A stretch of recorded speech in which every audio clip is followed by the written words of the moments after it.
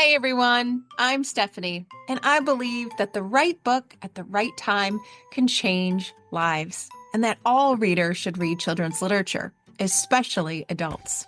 So that's what we do here on the KidLit Love podcast. We celebrate all things children's literature: picture books, early readers, middle grade, and young adult novels for readers of all ages. In each episode, we'll talk with children's literature authors and discuss their books, their hopes, their dreams for readers, their writing process, and much, much more. Whether you're an adult reading to their inner child or connecting the young readers in your life with fantastic books, you've come to the right place. So grab a notebook to build your TBR, and let's get to today's episode of KidLit Love. Hey everyone, welcome back to another episode of the KidLit Love podcast. I'm Stephanie Affinito, your KidLit loving host, inviting you back to another bookish conversation with a children's literature author. Today, I'm talking with Aisha Saeed. Aisha is an award-winning and New York Times best-selling author of books for children, including her middle grade novels, Amal Unbound and Omar Rising. She's here today to talk about her newest release, HAFSA'S, a standalone companion to those earlier middle grade novels I just referenced. In this gripping middle grade novel, Hafsa pushes back against her family's expectations and in the process discovers her own power. She may be young, listeners, but she will forever stay in my heart as a reminder to keep my dreams front and center. I can't wait to talk with Aisha all about it, so we're going to get straight to the episode. Aisha, welcome to KidLit Love. I am so glad you're here today. Thank you so much for having me. I'm so excited to chat with you. As we mentioned before we quickly hit record, this is truly an honor to chat with you today. I read with my graduate class of teachers wanting to be literacy teachers, Amal Unbound, way back in the Global Read Aloud when you were part of that. And it just feels like a dream come true that I get to help you release your newest book. So I may fangirl a few moments throughout this episode. Oh, that is so sweet. Thank you so much. I'm so glad that book resonated with you. It did. It did. And so does Omar's story and now the book we're talking about today. But before we get there, I would love for you to take just a couple of minutes and tell us a bit about your journey through children's literature to the book that you're releasing today. Sure. So HAFSA'S is going to be my 18th book. I was published 11 years ago as my debut, and that was a young adult story. Since then, I've written young adult. I've written picture books like Bilal Cook's Doll, a story about a little boy that likes to cook with his dad. So I write for all ages, and I really love doing that because I get to go to school visits, which is my favorite part of being an author, to be honest. And I get to work with kids who are kindergartner all the way up through high school. I can talk to everyone, which is really great. But the heart of most of what I write in children's literature is middle grade books with Penguin Nancy Paulson books, and yeah, so like I've written fantasy, I've written many different kinds of stories, but again, my heart is in middle grade and in realistic contemporary fiction. And my very first one, middle grade, was Amal Bound. It came out in 2018, and it was about a girl in this village based on my own family's ancestral village, and her quest for basically she just wants a simple life. She wants to be a teacher. She wants to live in her community with her friends and her family, but all of that is taken away from her one day when she says the wrong thing to the wrong man. And it's a story about bravery and fighting for what you believe in. And that story, as you mentioned, became a global read aloud. And that was incredible. I got to connect with so many students, and when that book came out, a lot of the questions at the end of my presentations by kids were, "When's the next one? When's the next one?" And I said, "There's not going to be a next one. This was it." And I had no intention of ever following up on it. But then, the more kids asked me, the more I started thinking about it. And I said, I feel like Amal's story is done. But there are other characters within that world that I really felt bonded to. So Omar in Amal Bound is one of Amal's best friends. And in the book, we see that he got accepted to a school, a boarding school on scholarship, and he's about to go. And we don't know much more beyond that. We know he's the son of a servant, and this could be a life-changing opportunity. So I started thinking about him and thinking, well, what does happen to him? It can't be easy to leave your family. And so Omar Rising was born. And after that book came out, I did always think about Hafsa, who is her other best friend. And in Amal Unbound, we meet her, and she's the one who's like, Amal, you shouldn't take no for an answer. Just because your dad says you can't go to school doesn't mean you should listen to him. And so I thought, what would happen if I followed her story and the girl who nobody ever says no to is told no? What does that look like? And there came Hafsa, which is the book that is my most recent middle grade book. And I do see it as the close of this world for me. I feel like now I've told the story of these three friends. So I'm really excited to talk to you about it.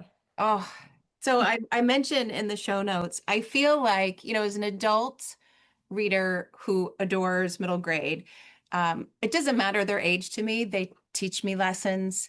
They remind me of what's important, especially middle grade novels. They just get right to that inner child. I think every adult has as well. And I feel like she truly is going to stay. She is going to stay with me as that tough love reminder that you have dreams and your dreams are there and they don't have to go away and you can find a way, and that personality of like just don't give up, don't say no, to me. It truly was just such a gift to be able to have a fictional friend like that feels very much like a real life one. So I'd love for you to take a minute now that we know the context for the story, without spoilers, of course. Give us a little background of, the plot of this story and what happens to Hafsa. Sure. So Hafsa's story opens with her waiting to hear back from this summer camp that she heard about through her teacher. And it's the summer camp in the city of Lahore, which is about 100 miles from where she lives. Her sister lives there, who just got married recently with her family, with her sister's family. They all live there. And she just is so excited. She's applied to this program. But so the story opens with her finding out that she got in. And so she's so excited. And she hadn't told her parents she applied because she knew that they would not approve of this. So she thought, if I get in, then I'll deal with that issue. And now the issue is here. And so that's where the story opens, where she goes to her family to try to get the right moment to bring it up. And unfortunately, they say, no, you can't go. What are you thinking? And, they bring up that it's expensive. They bring up that they don't want her far away. And so she really does start feeling like all hope is lost. But then her sister swoops in and says, well, what if, they were a little nervous about her staying at a boarding school. They said, why doesn't she just stay with me, her sister, and we can have sister time? And so her parents have a hard time with saying no to that. And so they end up saying yes. And so, the story follows her as she goes to this school, as she's so excited. She's excited to spend time with her sister, excited to go to this school. But then when she gets to school, she finds out she applied for the wrong program. It was the wrong summer. Every summer they rotate what they're teaching, and she thought it was going to be a science camp for medical stuff and doctor stuff. No, this is a climate change class. And so she's really disappointed. And then she finds out her sister is actually really busy and often too busy to spend time with her. And so those are disappointing, but she has a zoo really close to her house and she befriends an elephant there and starts realizing the elephant is poorly treated. And she suddenly realizes we have to do something about this. And so it's a combination of all these different all these different things that are happening in the book, and about Hafsa realizing maybe when you should speak up for someone, when maybe you should trust them, like her sister, to find her own voice and let her be the guide of what is right and wrong for herself. So all these different things. And I really loved being able to weave in this story of climate change throughout the story. It's not the plot of the story, but it's there through the story because Pakistan, where the story is set, is one of the the hardest hit by climate change. And so I wanted to show that reality in an everyday lived life. And the elephant in the story is fictional, but based on a real elephant named Kavan, who was at a zoo in Pakistan and was mistreated, and was also released by somebody young who decided to speak up and got the ball rolling until somebody way high. In that case, it was Cher, the musician, who got involved to help that elephant get out. So. Yeah. There are just so many entry points, no matter what kind of reader you are, into this book based on what you've just said, right? There is the story, there is the summer camp, there is the sister and family bond, there is the elephant route, there is the climate change route. There really is so many entry points for readers, yet it has this beautiful, winding, seamless story to Thank it that you. you just kind of attach to at multiple levels. And one of the things I admire most about Hafsa is something that I did not have, which is that steadfast confidence of I'll figure this out. I'll do it. There will be a way. No matter what, whether it was the first no of no, you can't go, and then she accomplished that, to the next no of no, it's not the medical camp. Well, I'll make the best of that. To the next no, which is the sister, spending time or her own dreams. No matter what that no was, or even some of the other issues that come up with the other kids at summer camp, there was just always this beautiful personality and this beautiful I'm not sure what the word I want is, but just I'm going to make the best of it. I'm going to learn. I'm here. I'm going to be grateful.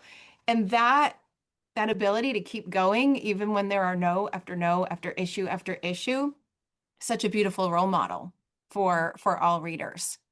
I hope so. Yeah. Thank Yeah. you.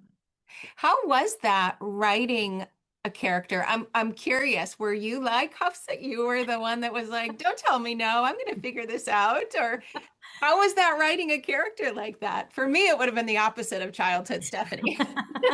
Yeah, I think sometimes our characters can be aspirational in what we wish we could do. But actually, Hafsa's story about wanting to go to the summer camp and being told no is kind of similar to myself, but in a different way. When I was in high school, I grew up in South Florida, and when it came time for college, my family really wanted me to stay local. They were like, "We don't want you to leave to go away for college." It was just a cultural thing, and most kids who I went to school, who I grew up with within my community, cultural community there, they all stayed home for school. And so I was trying to do something different. And in Hafsa's way, this word, and many South Asian, if there's any South Asians listening, they'll recognize it as what will people say? It's like a saying. And it's like, what will people say? Nobody else is going away to college, but you keep saying you want to go to college. What will people say? And so that's something that's very real for me, and something that I experienced from the time I was even younger than Hafsa. It was something just as annoyed as Hafsa was, I was annoyed with that. And then when it came time for college, I am actually a pretty obedient child. I listened to my parents. I respected them, and I still respected them throughout this process of disagreement. But I wanted to go away for college, and so and I did, and so I ultimately did, and within Hafsa's story, she explores that like it's hard when you want something different than what your parents want, because you love your parents and you know that they want what's best for you. And so I do explore that within the story. But I will say I didn't mean to. I only realized it after I wrote it. I said, "Wait a minute. That's I saw the parallels once I wrote it." Yeah. Oh, there's also such a beautiful reminder that one person can make a difference. One Hmm. action can make a difference. And again, I don't want to give spoilers of what that might be and what might happen, but that attitude and that character trait of always moving forward and always looking for the positive and always doing the next thing serves characters in the book well, and really opens up the idea that kids really are change makers. They really can do so much. And I imagine readers are going to latch onto that beautiful, hopeful message in the book as well. I hope so. Thank you. Yeah. as you think about this book going out into the world, I'd love to ask you explicitly about your hope for the book. What is your hope for this book, or your hope for readers who get the book into their hands?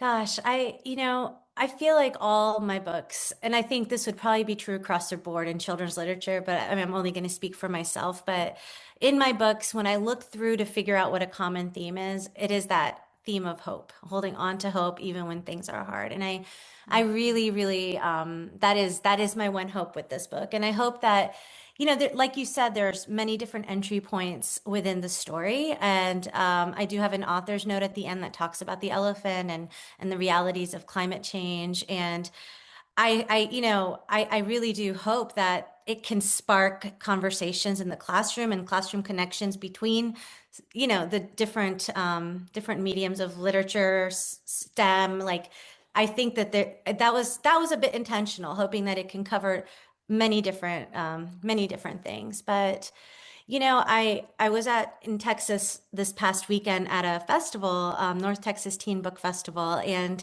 in my signing line, this girl came up to me with a book, and she said, "You may not remember me, but when you came for school visits for a Mullen Bound, I was in third grade, and now I'm in ninth grade, and." I asked you a question and you called on me and you said, and I said, I want to be a writer, but I don't really know how. And I had told her, don't lose hope. Even if it's hard, keep going. And 6 years later, she was in my signing line and said, I never forgot what you said, and I'm still writing, and I just want you to know. And I just, oh my gosh. Oh, Kleenex, bring the Kleenex. I was so, because you hope when you go on these visits, you hope when you write these stories that they will touch the lives of students. And I love getting letters, but to see that someone 6 years later remembered and came and that just meant so much to me. And I think that's the thing. I hope this book finds its readers. I hope that it speaks to them, gives them hope during times that can be complicated. And it's an interesting thing. Like, I was so lucky that girl came and told me that, but you never know where your books will impact, how they'll touch people. I think that's probably one of my favorite parts of being a writer. So yeah, that's what I hope. I hope this book will touch people. I hope that the lessons in it will stay with them beyond the pages. Oh, they will. And they will if you're a middle grade reader who is, thinking about their own hopes and dreams and what they hope to do. But again, as an adult who read it, it reminded me to hold on to those same things, maybe to uncover, to unbury some of what they were, and just to remember that perspective of that childhood hope and dreams that will bring, as you said, some beautiful conversations and connections around the content. It's just a beautiful book, and I'm so grateful that you came on to talk about it with me. Yes, I'm so Thank glad to be you. here to talk to you. Thank you. Where is the best place that listeners can find you online so that they can keep up with you and, take a dive into your backlist as well? So you can go to my website, which is aishasaeed.com, and there you can sign up for my newsletter where I do post anytime I have a new book coming out. I don't post very much, but I do share updates for when books are coming out. And then on social media, I'm mostly on Instagram at AishaCS. That's where you can most reliably find me there. Okay. I will make sure to put both of those links into the show notes, and I will certainly put links to all three of the books that we got to give a little book love to today in the notes as well. Thank you so much. Truly, truly a bookish dream come true today. I'm so grateful. Thank you so much for having me. And Thank you. listeners, thank you for listening to another episode of KidLit Love, and I'll see you in the next one.